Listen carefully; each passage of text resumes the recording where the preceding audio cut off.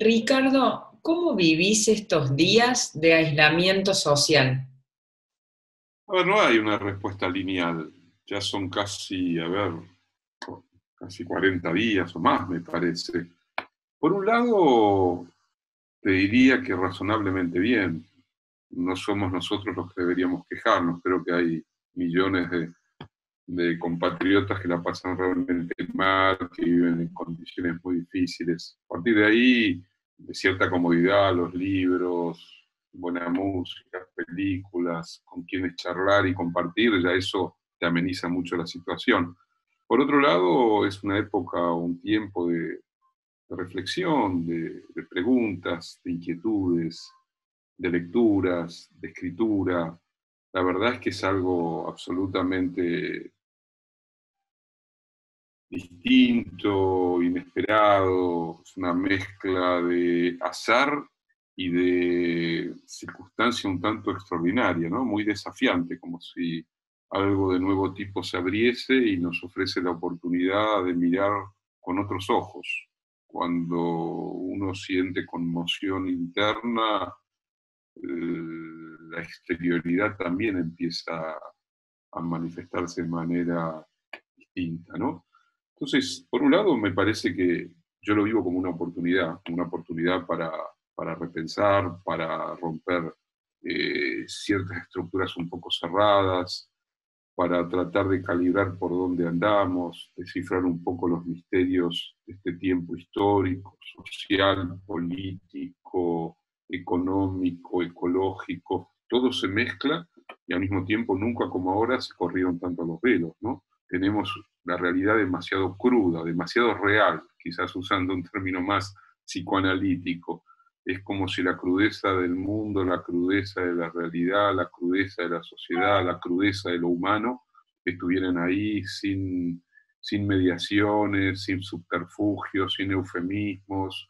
Ahora decimos capitalismo y ya no globalización, ¿no? La globalización era un eufemismo creado en los 90 para dejar de hablar de capitalismo. La palabra capitalismo era una palabra que se ponía a un costado y se hablaba de economía global de mercado, de fin de la historia, de muerte de las ideologías, y el mundo iba hacia una reproducción eterna de sí mismo bajo la lógica del capital. Bueno, ahora parece de nuevo que tenemos que indagar sobre el capitalismo, su crisis, su estallido, sus penurias, su salvajismo, sus horrores, y un bichito invisible nos hace pensar todas estas cosas encerrados o enclaustrados en nuestras casas, ¿no? Las conversaciones giran por otros lados. Yo estoy en casa con mi esposa y nuestro hijo menor, los mayores ya hace tiempo que viven solos, y la verdad es que también, ¿no? Van surgiendo modos de, modos de la memoria, conversaciones con una serenidad que quizás en otros tiempos no teníamos, la percepción del tiempo, ¿no? Por un lado es de una velocidad inaudita. Los días pasan y no sabemos si estamos en domingo y ya estamos pensando que es viernes y después es jueves y los días se superponen, pero al mismo tiempo es como si la percepción de las horas tuviera otra consistencia también, ¿no? Eh, y obviamente algo que quizás casi trillado, pero la sensación de la sobreabundancia, ¿no? Haber tenido demasiadas cosas, estar demasiado enchufado con un mundo demasiado artificial también. Y el temor a otra forma de virtualidad que es la que estamos usando en este momento. ¿Qué marcas nos va a dejar? ¿De qué modo las tecnologías que siempre son performativas van a cambiar sensibilidad, sentido común, lenguaje, percepción de las cosas? No podemos ser inocentes en este sentido. Eh, Hay grandes derrotados seguramente a partir de la pandemia, pero también hay, entre comillas, grandes triunfadores. Las corporaciones que se despliegan en el mundo de lo digital y lo virtual hoy siguen acumulando riqueza y poder de una manera exponencial. Por lo tanto, eso también tendrá que ser un tema para reflexionar, para discutir, porque se vincula a la problemática de las libertades, que está ahí dando vueltas, del mismo modo que la pandemia puso otra vez en evidencia lo que algunos no quisieron ver, pero que inexorablemente vemos: la desigualdad brutal, la injusticia, la pobreza, la debilidad de los muchos y la supuesta fortaleza de los pocos. Bueno, ahí está ese otro mundo de Internet que también tenemos que pensar, y la Big Data y las formas de control y de vigilancia, pero también una paradoja, ¿no? Estamos descubriendo, creo que es Ramonet el que lo planteó, que al principio decíamos que bien le fue a Corea, China, Singapur por las tecnologías, por su capacidad de usar el Big Data, porque la gente, decía Byung-Chul Han, no está tan preocupada por lo individual y por lo tanto no le molesta tanto que se metan en la privacidad, y se pudo hacer todo un seguimiento vía algoritmo del virus, y de repente nos encontramos con que 4 mecanismos ancestrales casi están dando la batalla contra la infección, ¿no? La cuarentena, que es medieval, lavarse las manos, el jabón, que es un invento lejano de la época del Imperio Romano, la distancia de un par de metros con las personas, y usar una especie de barbijo, tapaboca, que también nos remite a otros tiempos. Es decir, no es la tecnología, sino que también son esos vínculos con el pasado, las formas de la memoria que retornan de manera sorprendente, ¿no? Hay un retorno, hay como una especie de repetición bajo nuevas condiciones. Bueno, todo eso a tu pregunta. Frente a toda esta situación de incertidumbre y yo me quedo en casa, ¿sentís que estamos perdiendo nuestros derechos individuales? A ver, estamos en medio de un conflicto, como si estuviésemos tirados por distintas fuerzas. No cabe duda que quizás, y por eso casi fue lapidado en la plaza pública, Giorgio Agamben se apresuró al comienzo de la llegada del virus a Italia a tratar de empalmar su propia concepción del estado de excepción, de la biopolítica, con lo que él leía como una manipulación para ir cercenando libertades, controles, etcétera, etcétera. A mí me parece que hubo algo muy mezquino, no por parte de Agamben, sino cierto núcleo de un antiintelectualismo muy fuerte, una reacción desmedida, porque finalmente tenía derecho a mirar críticamente lo que estaba pasando, o desde una perspectiva distinta, un Zizek que pensaba o piensa que estamos más cerca del comunismo. Es decir, son distintas miradas que creo que son absolutamente válidas en términos de intervención personal. Si quien ha hecho del pensamiento un ejercicio constante en su vida no se atreve a arriesgar en estos momentos, ¿cuándo va a arriesgar? Estos son momentos para pensar, para decir, para tratar de descifrar, para preguntar. Quizás es más potente la pregunta que la respuesta. Quizás el error de Agamben o de Zizek ha sido más el intentar responder que el seguir la senda de la inquietud o de la pregunta.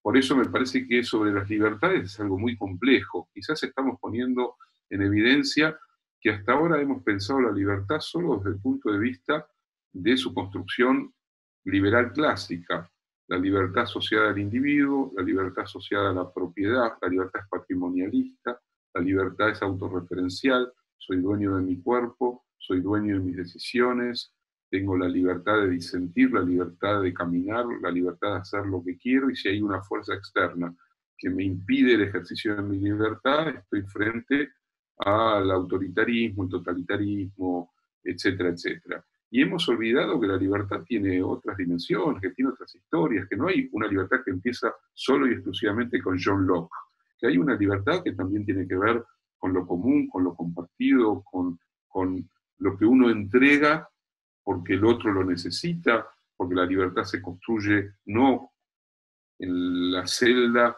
de un cuarto forrado de paredes de espejo donde solamente vemos nuestra propia imagen, sino que la libertad es una interrelación. las grandes luchas por la libertad han sido una aventura colectiva, también una aventura individual. Entonces, creo que también esto está poniendo en evidencia que hay una visión mezquina de la libertad, que hay una visión, insisto, patrimonialista de la libertad, donde libertad y propiedad parece que van siempre juntos.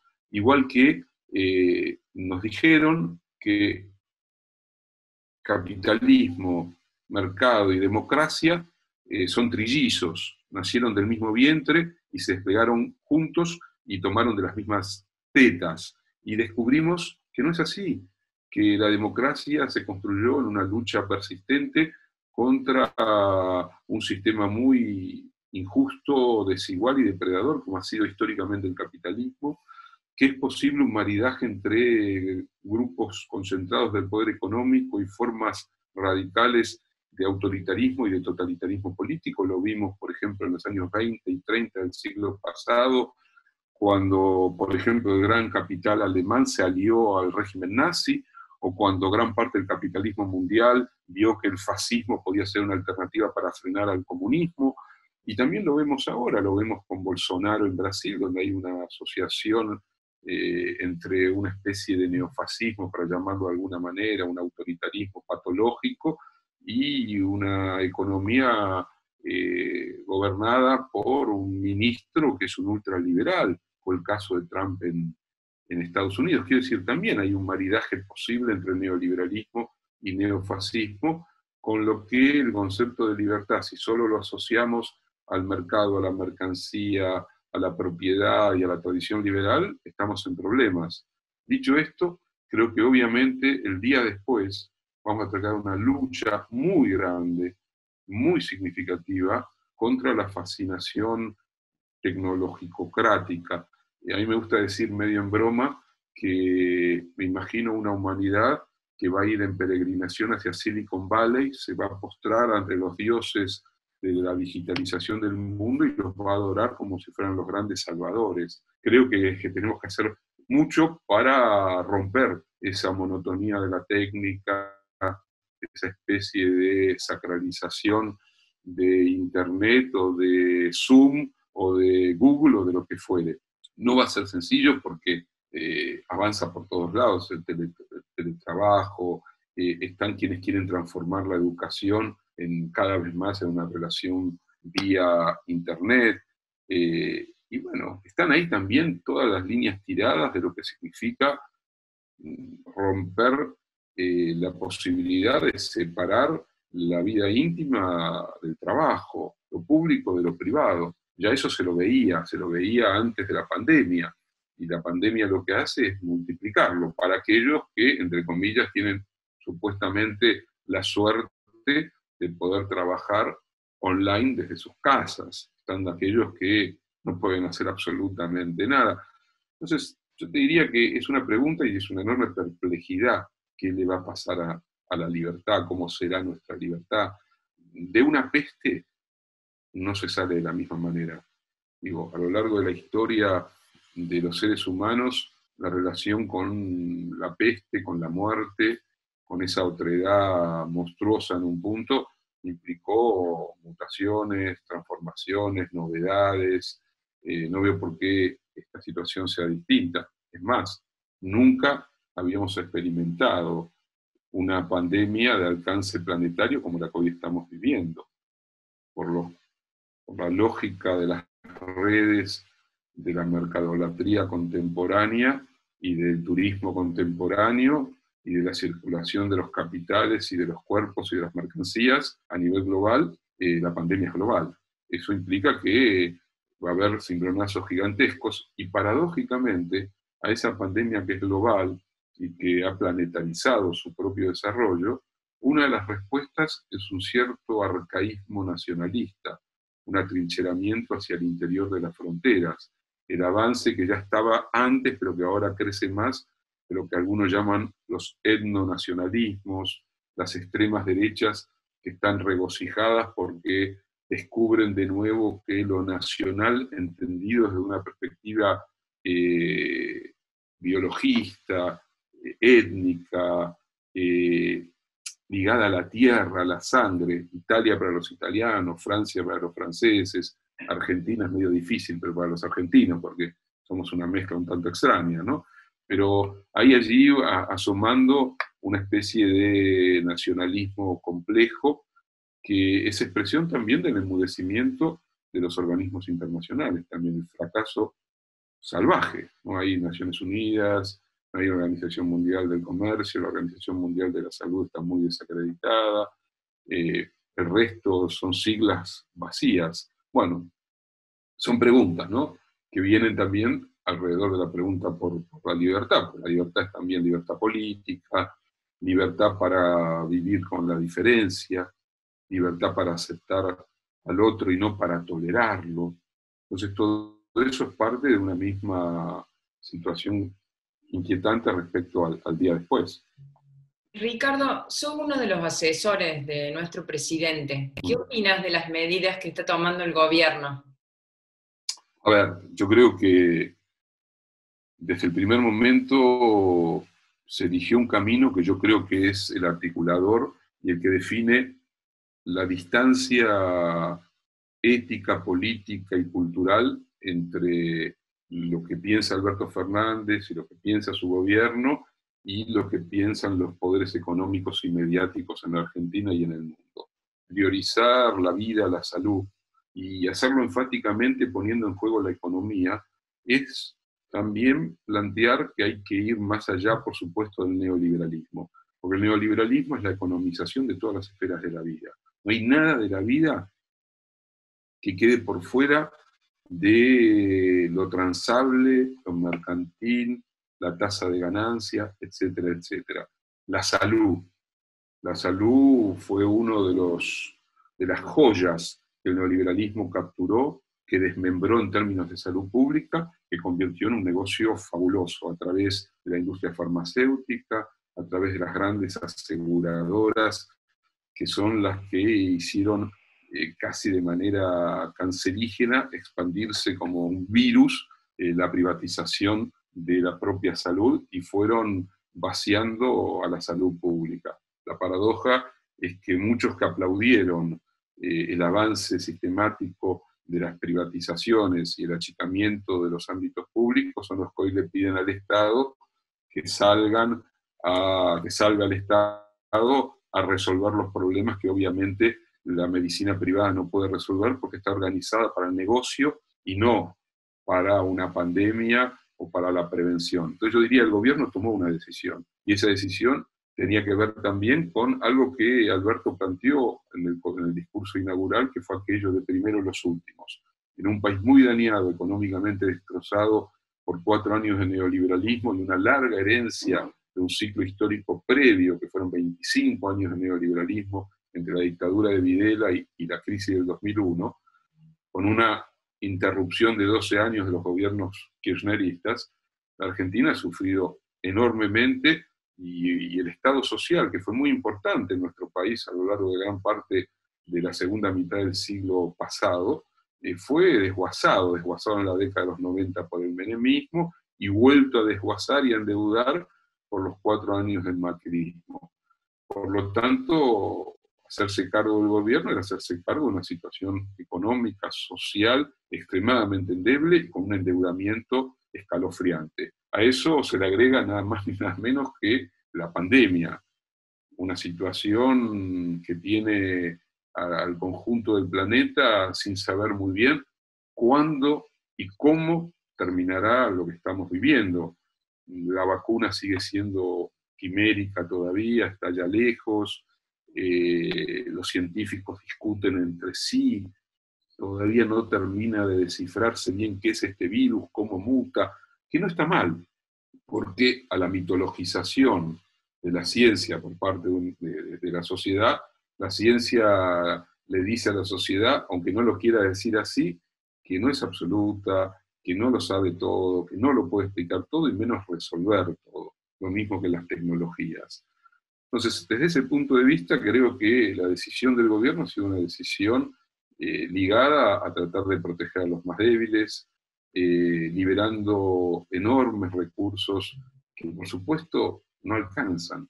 No alcanzan porque la pobreza es acuciante, porque la situación habitacional es dramática, porque los cordones de las grandes ciudades son lugares de extrema dificultad, donde hay, creo que algo así como más de 5.000 pueblos del país que no tienen agua potable y que tienen que utilizar otros sistemas.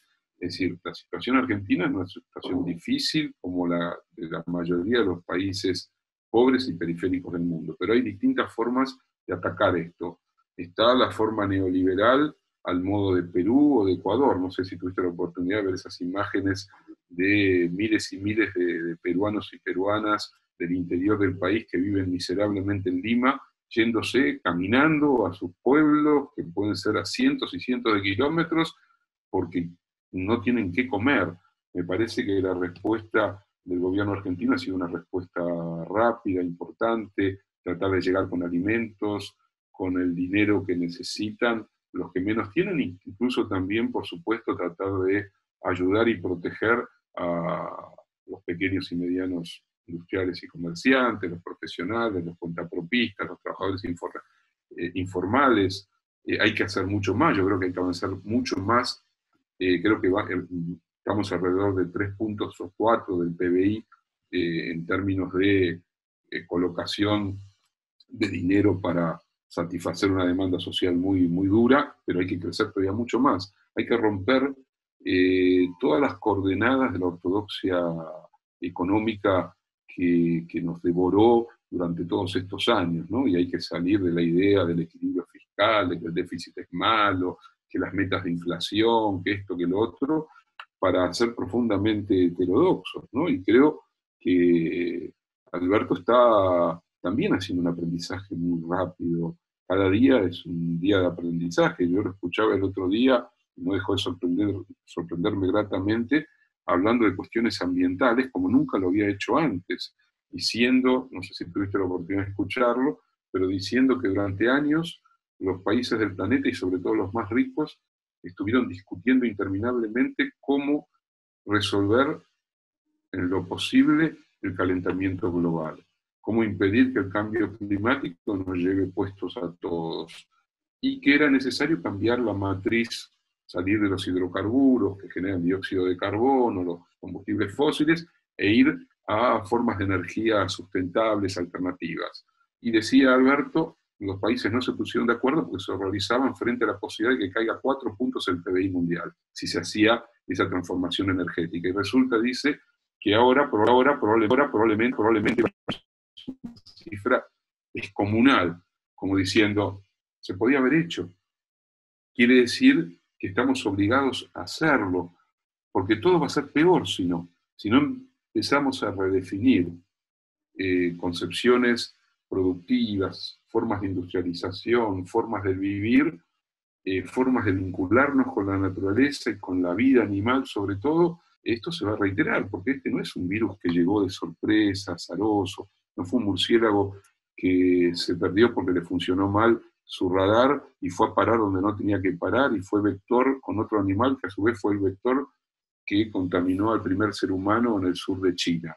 Esto tiene que ver con las macrogranjas, con la interfaz entre lo humano y lo no humano, con una industrialización animal que primero y principal es una crueldad infinita, y segundo, es el caldo de cultivo para algo que se sabe desde hace mucho y que a lo largo de los últimos 20 años ha dado ya muchas señales. Hay una cantidad de nombres para nombrar los distintos coronavirus o pandemias que se fueron expresando, algunas más graves, otras menos graves, algunas que golpearon a los pobres entre los pobres que son los africanos, otras allá lejos y hace tiempo y con otras características que golpeó básicamente a la comunidad homosexual en los años 80 y 90, que fue el SIDA, pero ahora de repente nos encontramos con un virus que está quebrando las certezas de los poderes globales.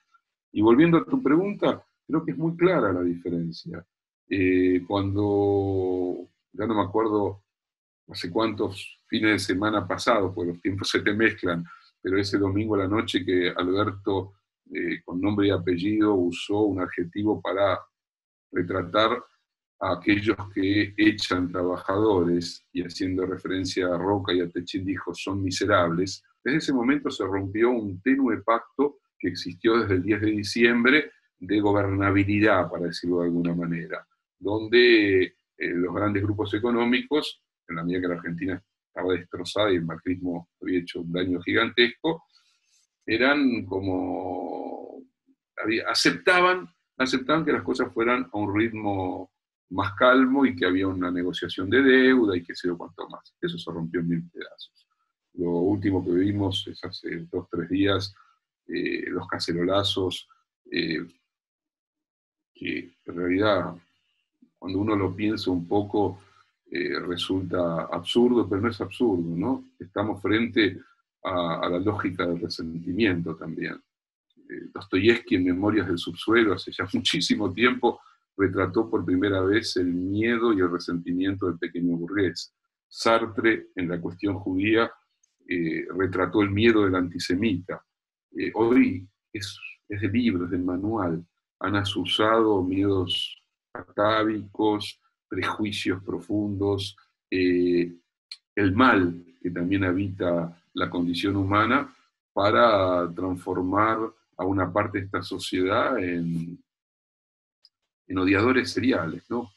Quisieran que todos estén muertos en las cárceles y no les importa, por supuesto, que muera el ladrón de gallinas, el violador, el guardiacárcel, la enfermera, el cocinero, no importa, ¿no? Es la idea de la masacre conjunta. Ellos nunca se responsabilizarían, nunca lo harían con sus propias manos, pero desearían que ocurra la pena de muerte, ¿no? Porque desean la pena de muerte, pero no es viable la pena de muerte. Pero esto no fue la decisión de mi vecino, fue una construcción, otra vez en cadena nacional. Nos encontramos frente a una cadena nacional impresionante, diciendo algo que es absurdo. Cualquiera que use por un minuto su neurona reflexiva sabe que en una república hay división de poderes y que es el poder judicial el que determina la prisión de un individuo, su excarcelación, la prisión domiciliaria, y que solamente en la Argentina el poder ejecutivo actúa sobre las libertades en dictadura.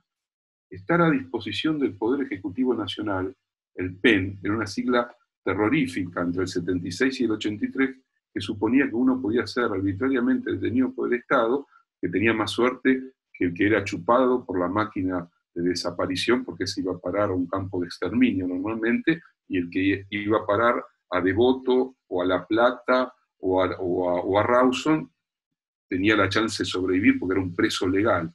Y si tenía más suerte, le daban la salida del país. Entonces, no darse cuenta que son los jueces los que lo determinan y que existen los tribunales de casación que protocolizan quién sale, quién no sale, que por supuesto puede haber jueces canallas que trabajan en consonancia con los que intentan horadar y que no tengan problema en liberar a algún violador por ahí. Pero esto parecía hasta un mal chiste de Capusotto. No sé si te acordás ese sketch donde Capusotto hace que habla por la radio a la mañana y dice cuántas violaciones han sucedido hoy en, qué sé yo, en Pompeya, cuántos muertos, cuántos asesinatos. Una cosa tremenda, ¿no? Esta capacidad de meterse en el miedo de una parte de la sociedad y la claridad con la que eso muestra que hay un proyecto que está tratando de lastimar, de condicionar, de horadar, y lo hace también cuando se está discutiendo la deuda externa. Hablan a favor, por supuesto, porque ellos son los acreedores. Ahí no tenemos que confundirnos. Ellos son los acreedores, y el neoliberalismo es fundamentalmente la deuda. No hay neoliberalismo sin deuda. La continuidad de la deuda es como dice Soros ahora, que está proponiendo una deuda eterna, creo que la llama, o algo por el estilo, para que los países puedan recuperarse, ¿no? Es lo maléfico. Pero en fin, por ahí. En este momento, ¿se te ha cruzado o has pensado un poco más de lo habitual sobre tu propia mortalidad? Sí, totalmente. A mí es un tema que siempre me interesó leer en torno a la problemática de la muerte, ¿no? O sea, es difícil que alguien incursione en el mundo de la filosofía si en algún momento la cuestión de la muerte no le aparece. En el comienzo de la filosofía está la muerte. Sócrates en el Fedón, reflexionando con sus discípulos que lo van a visitar a la cárcel en la noche en que tiene que tomar la cicuta porque ha sido condenado a muerte, y Sócrates les explica a sus discípulos por qué no acepta escapar de la prisión e irse al ostracismo. Ya en ese comienzo de la filosofía está la cuestión de la muerte, ¿no? Como un problema para nada menor, la cuestión del tiempo, la cuestión de la finitud. En toda la tradición filosófica, creo que probablemente no haya ningún filósofo significativo que desde distintas perspectivas, y muchas veces contradictorias entre sí, no hayan incursionado en torno a la cuestión de la muerte. Y después está lo que uno siente y palpita en términos personales también, ¿no? Siempre la muerte queda como lejos. Uno nunca termina de darse cuenta a la edad que tiene. Vos sos todavía bastante más joven, pero a medida que pasa la vida, uno piensa que en realidad sigue siendo el mismo que hace 20, 30 o 40 años atrás. Adentro hay una conformación del tiempo que está hecha del amasijo de recuerdos, de vivencias, de experiencias, que hacen que no sea tan clara la posibilidad de mirarte al espejo y decir, ah, no, no, tengo tanta edad. ¿Cómo puede ser? Pasaron ya 60 años de vida. ¿Qué pasó? ¿Qué velocidades? Y al mismo tiempo, cuando uno mira hacia atrás, dice, no, no, pará. La verdad que sí, muchas cosas, mucha acumulación. Cualquiera que haya tenido la experiencia generacional, yo soy del año 57, es decir, en los años 70, en los calientes años 70, fui un joven adolescente, entre mis 15 años para adelante, con conciencia política, desde el 72 en adelante, viví tantas Argentinas, tantas circunstancias, que yo le decía el otro día a un amigo, esta es la que nos faltaba. La fantasía y la maravilla de la revolución, la contracultura, el hipismo, la vuelta de Perón, las masas en las calles, la desilusión, la AAA, la dictadura, los exilios, las muertes, la fantasía democrática, la fascinación con el retorno a la libertad, la hiperinflación, que la conocíamos por los libros de la época de la Alemania de los años 20, de la República de Weimar, el delirio de la década de los 90, las tecnologías digitalizadoras del planeta, el neoliberalismo, la crisis del 2001, o sea, todo, y ahora, como frutillita del postre, esta pandemia que es toda una experiencia, ¿no? La muerte es la única experiencia que no se puede narrar. Podés pensarla, podés intentar imaginarte cómo serías ante el momento de estar muriéndote y te vas a equivocar siempre, ¿no? Hay un bellísimo texto de Derrida, un diálogo final de Derrida, muy cerca de su propia muerte, cuando él dice, nunca aprendí a prepararme para la muerte, ¿no? Digo, y alguien como Derrida, que le dio vueltas 100 millones de veces al problema de la muerte, dice algo así. Nosotros que somos simples mortales, temor y temblor, ¿no? También. Está ahí, misterio, enigma, fatalidad, para algunos acechanza y para otros oportunidad, ¿no? Porque están los que se quieren morir. La vida puede ser un infierno, o puede ser una maravilla. Yo me inclino de los que están del lado de la maravilla, ¿no? Pero vos sabés que la palabra maravilla, en la tradición griega, tiene los dos componentes, ¿no? Novedad, descubrimiento, asombro, pero también el drama, el trauma, el horror. Son las dos cosas. Sin muerte no hay vida. Sin muerte, silencio. Sin muerte la vida no se explica. Fíjate el virus. Eso es extraordinario, ¿no? El virus es el comienzo de la vida. Los microbios, las bacterias, los microorganismos están en el comienzo de la vida y van a estar cuando nosotros ya no estemos más acá. Y el virus es, si me permitís decirlo así, es genial. No se puede reproducir a sí mismo. Por lo tanto, tiene que parasitar una célula, en este caso humana, para multiplicarse y hacerse más potente y aprender. Aprende, va mutando y aprende. Es la vida en sus misterios, en sus formas laberínticas, y ahí está la muerte también. Porque multiplicándose también va muriendo. y a su vez tiene que lograr que el cuerpo en el que se multiplique no se muera definitivamente, porque si se muere definitivamente y no se puede irradiar a otro cuerpo, está frito.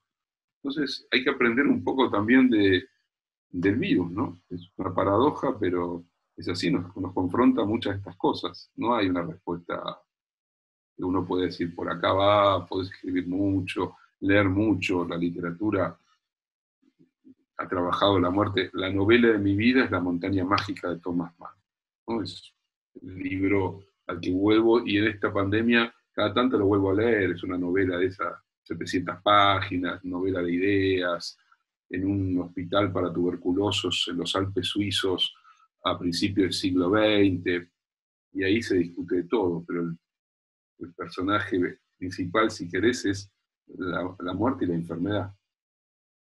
Y es un tema recurrente. Para Nietzsche era un tema recurrente. Obviamente lo mórbido, la enfermedad, la oportunidad que le abría la enfermedad. Es como aquello de la felicidad deja páginas en blanco en la historia. Y el individuo enamorado no ve nada salvo lo que su propia proyección amorosa le genera ver. En cambio, quien sufre, quien es golpeado, quien es desgarrado por un acontecimiento, a ese se le abren los ojos. Bueno, yo creo que ahí está también, paradójicamente, la dialéctica de la oportunidad para nuestro tiempo histórico, para este momento de la sociedad. Y por último, no sé si tenés alguna anécdota que hayas vivenciado y nos quieras compartir. Es rara la cuarentena porque es un lugar donde casi no te sucede nada, ¿no? Por primera vez en la larga cuarentena sí salí alrededor del barrio a hacer algunas compras, esas cosas, pero por primera vez hace mediados de la semana fui al centro, ¿no? Fui a Presidencia. Y me resultó fantasmagórica Buenos Aires, ¿no? Ver a todas las personas que veía por la calle con barbijo, ¿no? Sorprendente entrar a Casa Rosada y un lugar también fantasmagórico, con muy poca gente, el silencio, ¿no? Lo extraordinario y al mismo tiempo lo sorprendente del silencio no es para nada menor. Pero no tengo la sensación, hay como la novela de Kundera, ¿no? La vida está en otra parte. La cuarentena es una parte central de lo que va a ser la vida que nos reste, porque no vamos a poder pensarnos sin la cuarentena y sin su experiencia, pero al mismo tiempo es como una suspensión también. Estamos suspendidos, ¿no? Estamos como entre paréntesis. No sé qué te pasa a vos, pero yo tengo, y ayer conversábamos acá en casa, le tengo hasta un poco de temor al día después, pero no porque va a ser malo el día después, sino cómo me voy a adaptar a lo otro, porque hemos establecido cada uno de nosotros ¿no? Hay una hospitalidad en la rutina, hay una hospitalidad cuando uno se organiza y te levantás por la mañana y te haces unos mates y nadie te apura, y no tenés que ir a ningún lado, y te puedes sentar tranquilo a escuchar música o a charlar un rato, o en mi caso a escribir. Hay una tranquilidad, hay como una paz. Bueno, hay que salir de nuevo al mundo que con sus energías, sus potencias, sus desafíos, sus tensiones, y a un mundo como el argentino que tiene eso multiplicado a la enésima potencia, y que no me cabe la menor duda que el día después va a ser un día inquietante. Pero bueno, esperamos también. Y vamos a salir y vamos a seguir dando la pelea.